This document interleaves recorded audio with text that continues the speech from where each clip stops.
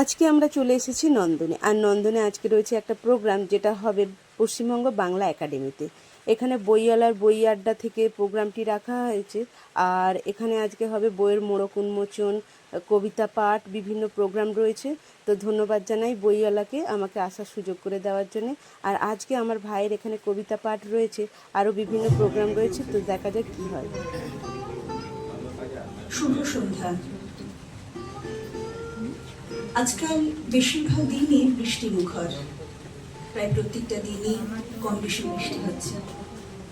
অন্ধকারের খনিজ, আমি তো জীবন্ত প্রাণ, আমি এক অঙ্কুরিত বীজ।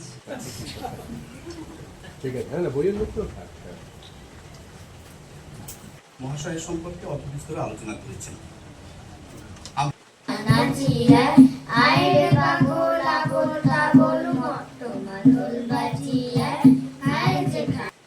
আমায় কেন বসিয়ে রাখো একা দ্বারের পাশে? পারিসও বটে ছোট। মিটিং কটায়? কি মিটিং আবার কিসে? যেখানে যাওয়ার জন্য সকালবেলা তাড়া লাগাচ্ছ। মিটিং না থাকলে কি এমন তাড়া দেয়?